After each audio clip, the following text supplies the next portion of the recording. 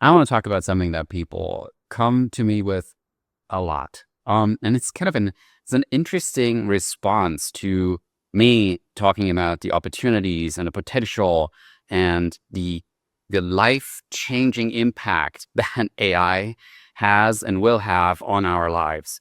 Um, and this is about moral ambiguity. This is Connect the Dots, the AI Impact Podcast. I'm Christoph Burkhardt. Welcome to the show.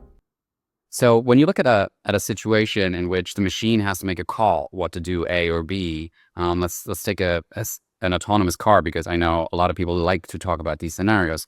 And the car has to kind of make a decision whether to go this route or this route, whether to hit 3 old people and potentially killing them, or to hit a baby and potentially killing it. Right. So I mean, humans cannot. There's no right or wrong in this situation. It's an awful situation, and you make a choice between the two. So in the moment you make this choice, you're already regretting that you had to make this decision, right? So this is not a situation that anyone wants to be in. And now the machine ends up in this situation, and of course it's a very rare situation. This doesn't happen very often.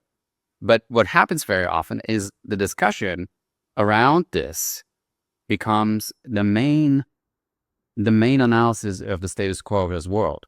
Meaning, if people think that if we can't solve these morally ambiguous situations for the machine, and we can't get the machine to make better decisions than we do, then machines cannot drive. Machines cannot talk. They cannot think. They cannot write. They should not be able to do any of this, because they don't know how to deal with moral ambiguity. And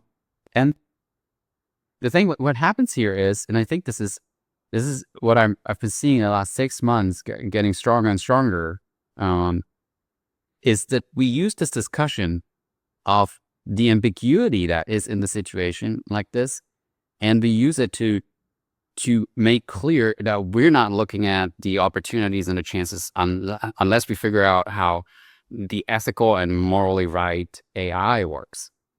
Well, the thing is that, one, these situations are not being solved by humans to a satisfying level. That means we cannot teach the machine to be better at this if we don't know what better would mean in that situation. Well, it would be definitely better to avoid situations like this. And I mean, hello, machines are much better at avoiding situations than we are. We make the same mistakes over and over again. They learn faster than we do.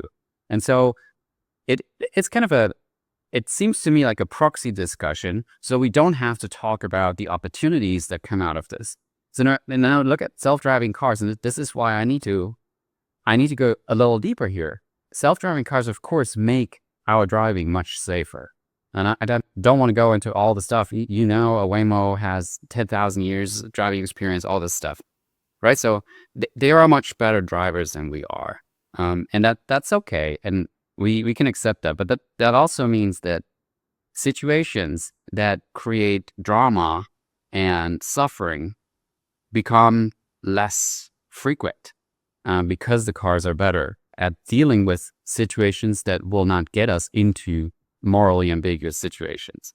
So now the predictive power of AI is one thing that makes them so good at driving, and also at avoiding situations in which a lot of ambiguity would make it impossible to make a decision. And you already see cases where self-driving cars make decisions completely different from humans, how humans would do it, because they know more. They know more about the situation they're in. They know more about the constellation of the other members of the traffic that you're in right now. They have more information about what's happening further away, where our eyesight is limited, but the car's eyesight is not limited. They're also better connected to the other cars, so they know what they're doing, where they're moving, and how they're behaving. And so there are situations in which self-driving cars can make decisions that are based on a better analysis of the situation they're in than we could do.